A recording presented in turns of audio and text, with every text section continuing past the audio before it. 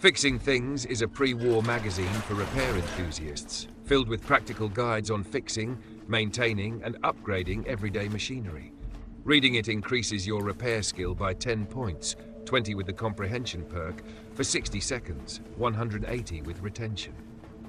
Location: found in the Hopeville Missile Silo Bunker, Lonesome Road add-on, near the main entrance room by the Hopeville exit, lying on the ground in front of the large terminal.